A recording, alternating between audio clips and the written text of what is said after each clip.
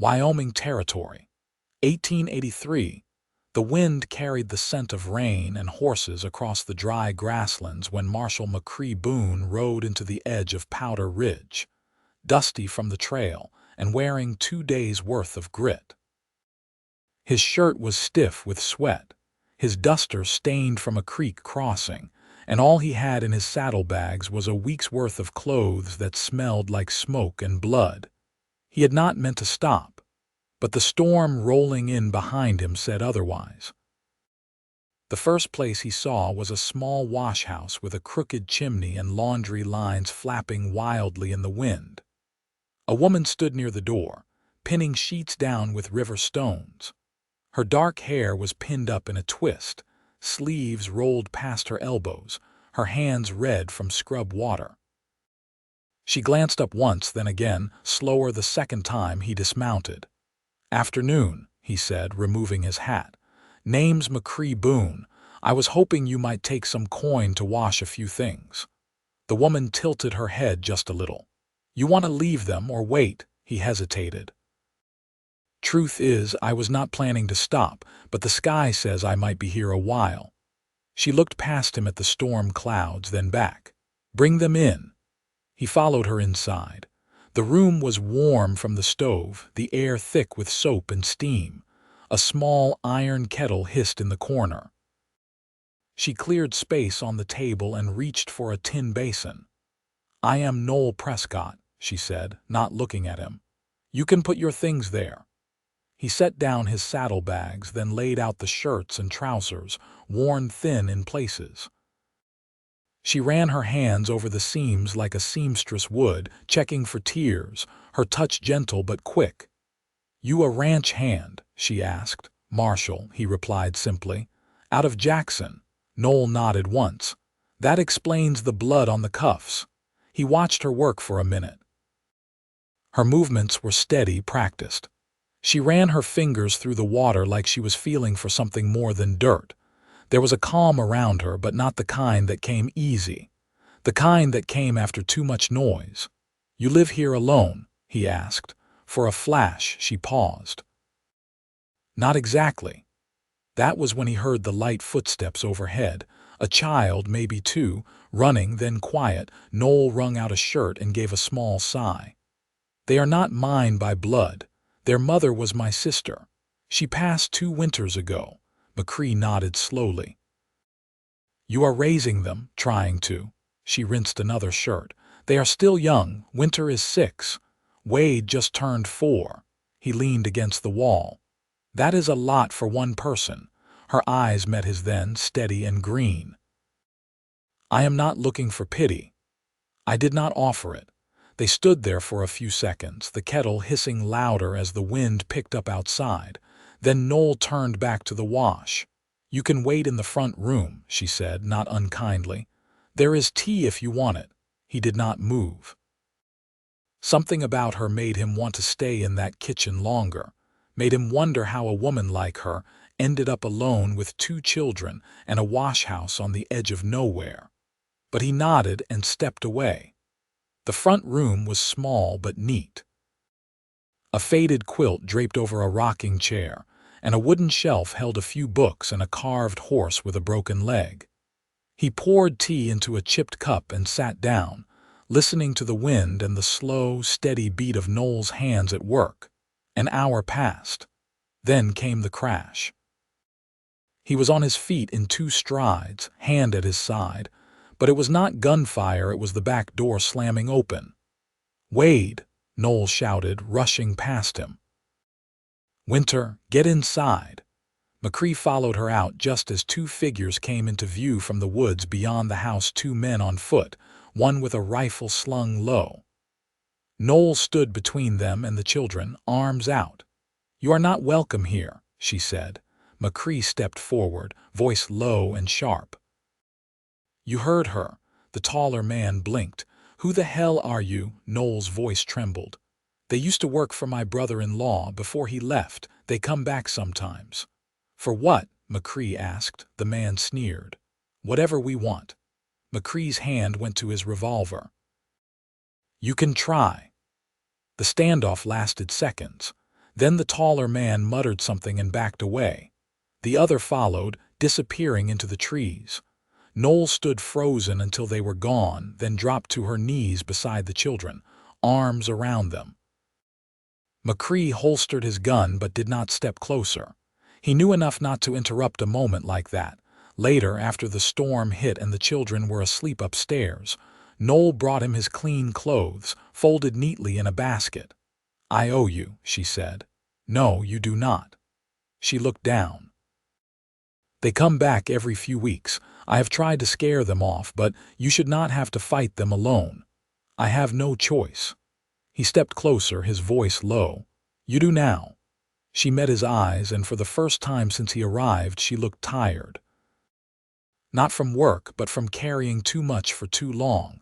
"You do not even know me," she whispered. "I know enough," he said, "and I do not walk away from people like you." Noel looked at his hands, then back up. Why would you stay?"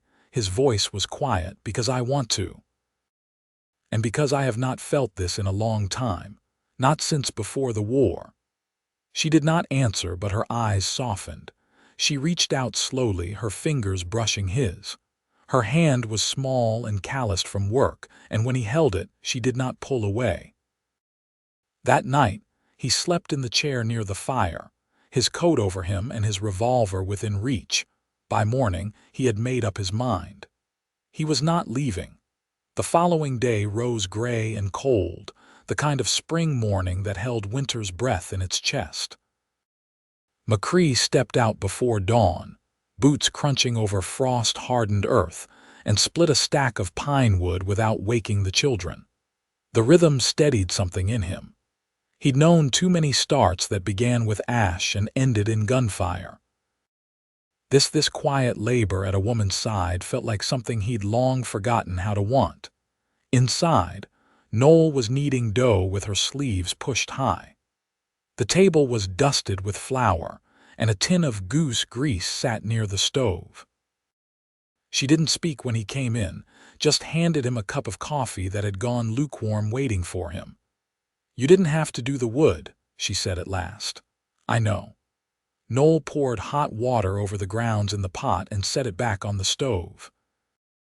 Her eyes were shadowed, but she moved with purpose. "Winter said you were up most of the night, listening." "I was," McCree replied. "Didn't hear anything but wind and a few distant coyotes." She nodded and turned to shape the dough into small rounds. "I've been thinking about putting a lock on the back door, the kind that bolts from the inside." He pulled a chair away from the table and sat. "I can build it. By this evening, if I can find some scrap iron and a long hinge."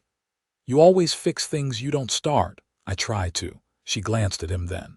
Her hand slowed and a bit of flour clung to her cheekbone. "You talk like a man who's done his share of breaking." He didn't look away. "I have." There was no judgment in her face, just understanding, worn and quiet. She wiped her hands on a cloth and began setting the dough rounds onto a baking pan. "I don't know what it means, you staying here," she said. "I don't know what it means to you." "I do," he said. She looked at him fully now, and something unspoken passed between them. The children came down not long after, and McCree helped Winter with her boots while Noel braided her hair. Wade was slower to wake, rubbing his eyes and dragging a wooden horse by one string. There was no talk of the night before. That, too, seemed understood. By midday, McCree had found the materials he needed from the old barn behind the house, rusted hinges, a length of iron bar, and a square of oak from a broken plow. He worked until his shirt clung to his back, the sun narrowing through a break in the clouds. Noel brought him water as he filed the bolt to fit. "Marshal Boone," she said, offering the tin cup. "Just McCree now," he answered. She nodded. "All right, McCree." "You plan to stay just until they stop coming." He drank, then wiped his mouth with the back of his wrist. "I don't plan on leaving at all." She didn't reply, but he saw her hand tighten slightly on the cup. That night, after the door was bolted and the children were tucked under quilts upstairs, McCree sat by the hearth carving a small horse from a block of hickory. He didn't know why he'd started, only that he'd seen Wade's broken one and felt something stir in him. Noel sat beside him, sewing a patch into one of Winter's dresses. The fire cast soft light across her face. "You've worked with your hands a long time," she said, watching the shavings fall. "Since I was a boy," he replied. "My father was a blacksmith." "That why you carry things quiet?" He looked at her, then down at the carving. "Maybe." She set her sewing aside and folded her hands in her lap. "If you stay here, it won't be easy. This place doesn't give much, and I'm not someone who knows how to." "Be soft with a man." McCree placed the carving gently on the mantel. "I'm not looking for soft, I'm looking for honest." She watched him for a long moment, then rose and crossed to a drawer near the stove. From it, she pulled a small parcel wrapped in linen. When she returned, she placed it in his hand. "I found it in my sister's things last year. Belonged to my father, I never had a use for it." He unwrapped it carefully. Inside lay a simple silver ring, dulled with age but still whole. "I wouldn't give it," she said quietly, "unless I meant it." McCree looked up at her. "And do you?" "I do." He stood then. The fire popped behind him and the wind had gone still outside. He took her hand, calloused and warm, and placed the ring gently in her palm. "Then I will ask only once," he said. "Noel Prescott, will you wear it if I offer it with everything I am?" She didn't speak. Just slid the ring onto her own finger slowly, like she was placing a promise where it belonged. Then she stepped into him, her forehead resting against his chest. And McCree Boone, who had ridden through war and wasteland and silence, wrapped his arms around her and finally came home. The next morning brought a pale sun and a wind that carried the thaw of spring through the cottonwoods. Noel stood outside with her sleeves rolled down, arms wrapped around herself, watching the field along the edge of the property. McCree was already out there, turning the earth with a rusted plow he'd unearthed from the barn's shadow. The children watched from the fence, Wade clutching a biscuit in one hand, Winter swinging her legs over the rail. When he came back toward the house, his shoulders were damp with sweat and his boots caked in soil. He washed up by the pump, then walked inside where Noel had laid out a pot of beans and a heel of bread. "There's a mule down near Laramie Creek," he said, drying his hands on a feed sack. "Looks strong enough to hitch. I could trade for her if you've got something worth swapping." Noel didn't look up from the tin of salt she was measuring. "There's a muslin bolt in the storeroom. I was saving it for dresses, but it might carry value." McCree nodded. "I'll ride out tomorrow, be back before dusk if the weather holds." She poured the salt, then set the tin down slowly. "You'd be leaving us alone." "I know," he said gently, "but you'll have that new bolt on the door, and I'll leave my rifle behind." She glanced at him, eyes steady. "Bring the mule back. We'll need a field come summer." That night, McCree slept in the loft above the washroom, not because she asked it, but because the shape of their closeness was still forming and neither of them reached to hurry it. The wind moved through the trees outside like a voice drifting in a dream. He lay awake a long while, listening to the hush of the house, the faint creak of beams settling, the soft rustle of children rolling over in their sleep overhead. He woke early and left before light, taking only his saddlebag, his revolver, and a strip of jerky wrapped in wax paper. Noel stood at the doorway with her shawl tight around her shoulders, watched him mount up, and offered him a single nod. He tipped his hat and rode off without words. The trail to Laramie Creek was narrow and ran along a ridge where the snow hadn't yet melted. McCree passed a pair of loggers hauling pine, a wagon with a broken axle, and a boy no older than 12 carrying a brace of rabbits over his shoulder. No one slowed him, and he reached the trading post by midday. The mule was there, just as he'd heard a dun-colored mare with a broad chest and quiet eyes. The trader was a man with a crooked gait and tobacco-stained teeth, but he gave a fair deal for the muslin and a small pouch of nails McCree had thrown in. By the time he turned back toward Powder Ridge, the mule was roped to his saddle horn and the sun was falling behind the hills. The wind had shifted again, carrying the scent of wet pine and something faintly sharp. He was still an hour out when he saw the smoke, a thin line, rising from behind the bluff near the wash house. Not chimney smoke, darker, more urgent. He kicked his horse forward, left the mule behind, and didn't stop until he reached the rise above the house.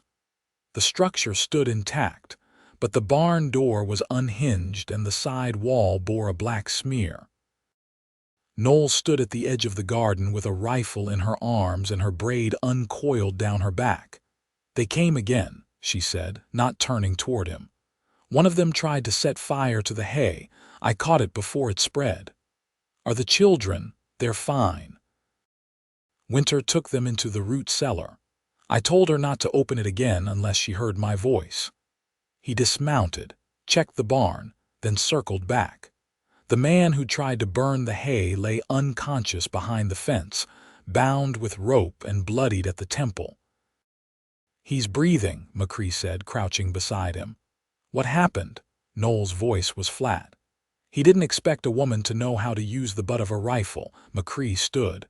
"We'll take him into town come morning. Let the sheriff hold him. I'll send word to Jackson after." She nodded once. "I'll stay awake tonight. You get some sleep." He didn't move. "Noel," she finally looked at him. Her face was pale, but her jaw was set. "You said you wanted honest. I was afraid, but I didn't run. I never expected you to." He stepped closer and took the rifle from her hands. She let it go this time. He set it aside, then lifted her chin with the edge of his fingers. "You don't have to hold it all alone anymore," he said. "I'm here, not just for the storm or the men who come with fire. I'm here because I want the days that follow too." Her breath hitched, but she didn't cry. Instead, she reached up and touched the collar of his coat, fingers brushing the worn stitching like she was learning the shape of him in silence. He kissed her, then slow and certain, his hand at the small of her back, hers resting against his chest. It wasn't hurried. It wasn't hesitant. It was the kind of kiss that settled something long unsettled. When they pulled apart, the night had thickened around them. She whispered, "You're late bringing that mule." He smiled, forehead still against hers. "She's tied to a tree, waited quiet as a prayer." They stood there like that for a long time, wind tugging at their clothes, the low sound of the creek rising in the dark. And when they went inside, the bolts slid into place behind them.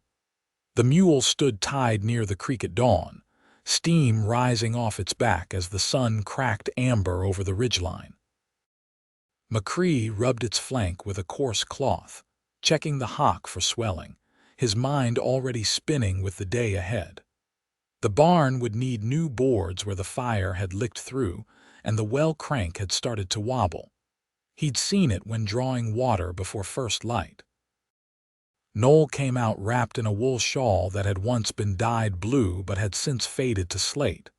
She held a chipped enamel bowl of oats, steam curling from it, and set it down near the pasture gate. "You think she'll take to plowing?" she asked, nodding toward the mule. "She's got the legs for it," McCree said. "Patience, too.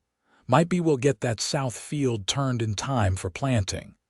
Noel glanced toward the horizon, where the last of the frost clung to the edges of the creek grass. "I've never worked a full field before. My sister used to handle the planting. I mostly did the washing and the mending." McCree met her gaze. "We'll learn it together." She bent, picked up the bowl, and dusted her hands on her apron. "Wade's been asking about the carving you left on the mantel. Keeps saying the horse's leg looks better than his old one." "I could make another," McCree said. "One for each of them, something that's theirs." She looked at him, brow furrowed gently. "You're carving more than wood, you know." He didn't answer that, just reached down and tightened the mule's cinch. Inside, Winter was sweeping flour off the table with a damp rag. Wade sat on a stool, tongue between his teeth as he tried to fit a wooden wheel onto a stick, his brow wrinkled in concentration. Noel handed Winter a spool of thread and leaned in close. "You're stitching today. 3 rows neat." "I want to see lines straighter than the fence." "Yes, ma'am," Winter said, not looking up. McCree crouched beside Wade. "What's that you've got there?" "It's a wagon," the boy said. "But it doesn't go." McCree examined it. "You've got the axle too tight." "Let's loosen it some." He fished a nail from his pocket, used it to widen the hole just enough, then pressed the wheel in place. Wade rolled it forward, and the wagon bumped along the floor. "Just needed a little room," McCree said. Wade grinned wide, a biscuit crumb stuck to his chin. Later, McCree hauled the broken boards from the barn and laid them out beside the smoke-blackened wall.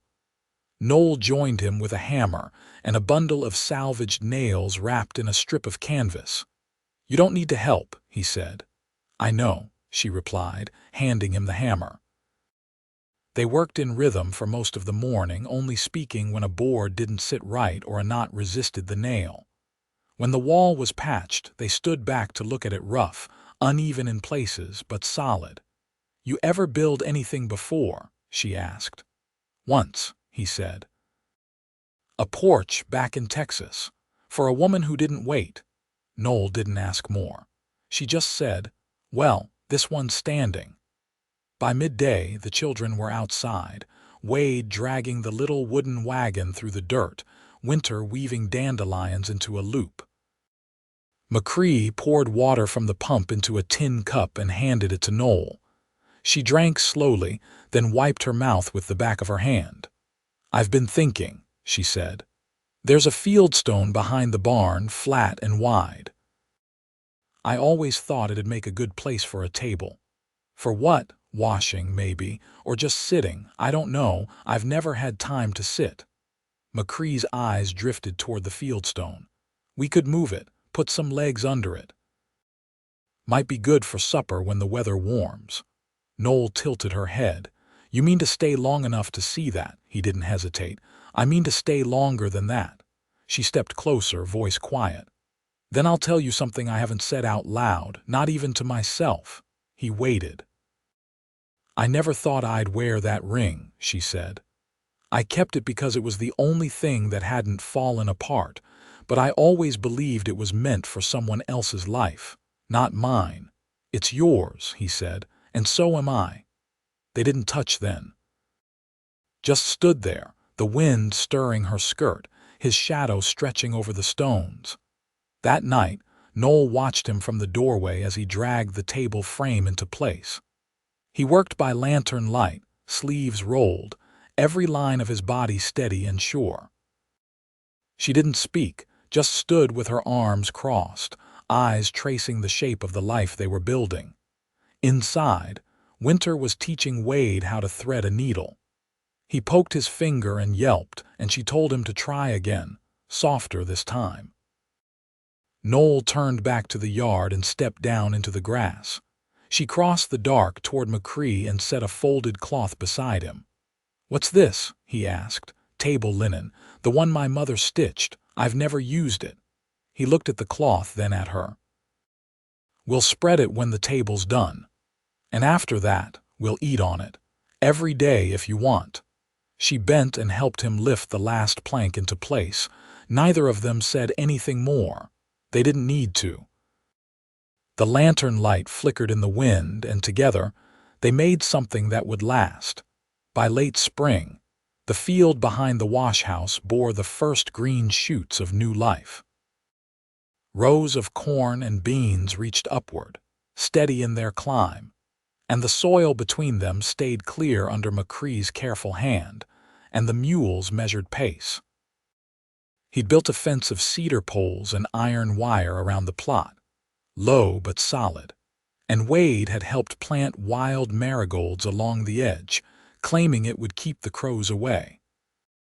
Inside, Noel had taken in new washing work from 2 ranches east of the creek, and with the extra coin, she'd traded for a bolt of pale calico and a tin of lye soap that didn't sting the children's hands. She'd also begun setting aside a few hours each week to teach Winter her letters, using a tattered reader that had belonged to her mother. One afternoon, McCree returned from the ridge with a brace of quail slung over his shoulder. Noel met him at the door, wiping flour from her forearms. "I got a letter today," she said, voice unreadable. He set the birds down carefully. "From who?" "My cousin in Sweetwater. She'd written me last year, asking if I'd sell the wash house and come live near her. She said there's room in their parlor and help enough to raise the children." McCree studied her. "You think she'd still want you to come now?" Noel gave a small shake of her head. "She said she heard I had a man here, someone from Jackson, asked if he meant to stay." He waited. "I told her I wasn't leaving," she said. "Not now. Not ever." McCree stepped closer, his hand brushing hers. "I'm not going anywhere either." That evening they sat beneath the cottonwood behind the barn, the one whose branches had begun to leaf out in soft green. Noel had brought a tin plate of biscuits and blackberry preserves, and McCree had poured coffee into 2 mismatched cups. "We never did talk much about before," she said after a while, eyes on the horizon. He let the silence settle before answering. "Most of mine's behind me. My mother passed when I was young. My father drank himself into the ground after Gettysburg. I rode trail for a few years, took the badge when I stopped pretending I was cut out for drifting." Noel listened, hands resting on her lap. "You ever think of going back?" "To Texas? There's nothing left of me there," he said. "What I want now is here." She leaned against his shoulder, quiet for a breath. "I thought I'd buried the part of me that could trust a man to stay. I wasn't sure I could stay anywhere," he said. "But this isn't just anywhere." The next week, they took the wagon into town together for the first time. Winter wore a dress stitched from the calico Noel had traded for, and Wade had a new pair of boots passed down from a neighbor's boy. They stopped at the general store for coffee and flour, then at the smithy, where McCree helped the blacksmith reset a shoe on the mule. Outside the post office, the sheriff from Jackson was tying off his horse. He caught sight of McCree and tipped his hat. "You still on leave, Boone?" he asked. McCree looked at Noel, then back. "I'm done with the badge." The sheriff nodded once. "You found something better." "I did." They rode home slow, the wagon creaking under the weight of supplies and the children's chatter. Noel's hand rested lightly on McCree's knee, and he covered it with his own. That night, after the children were asleep, McCree pulled a small tin from beneath the floorboard near the hearth. He placed it in Noel's hands. Inside lay a plain gold band, worn smooth at the edges. "I carried it for years," he said. "Didn't know why I kept it. Maybe I was waiting." Noel's breath caught. "I never thought I'd wear one proper." "You already are," he said, touching the silver ring on her hand. "But I'd like to give you this one if you'll take it." She looked up at him, eyes full and steady. "I want a life with you, McCree, not just a roof and a field. I want the quiet mornings, the hard days, the winter storms. I want you beside me when I hang the wash and when the children grow. I want to grow old here with you." He placed the ring gently on her finger, beside the one she already wore. "Then we'll have that life. All of it." They were married beneath the cottonwood, with Winter carrying a wreath of prairie flowers and Wade holding a carved wooden box that held the rings. The preacher came from town in a borrowed buggy, and the neighbors gathered with pies and jars of pickled beans. The vows were simple. Noel's voice didn't waver. McCree's hand wrapped around hers like it had always belonged there. They danced beside the field that evening, music rising from a fiddle and a pair of spoons slapped against a thigh. The children ran barefoot in the grass, and laughter floated up with the smoke from the fire. Noel leaned into McCree, her head against his chest. "You feel it?" she asked. "What's that?" "The peace." He pressed a kiss into her hair. "I do now." Years passed. The field ripened each summer and the wash house stayed open, though less work came through as Noel turned more of her time toward home. Winter grew into a tall girl with ink stains on her fingers and dreams of teaching. Wade learned to whittle under McCree's hand and built his own wagon with wheels that didn't wobble. The table behind the barn weathered but held, and most evenings they ate there. The linen cloth faded now, soft with use. McCree carved still when the days were long and the work was done. But his favorite piece was the one he never gave away, a small wooden figure of a woman, bent slightly at the waist, arms cradling a wash basin. Her face was quiet, her strength carved in the curve of her spine. He kept it on the mantel, just behind the candle they lit each evening before supper. And in that house, with the sound of children's laughter and the soft rustle of wind through cottonwood leaves, McCree Boone and Noel Prescott carried their love forward, season by season, hand in hand together always.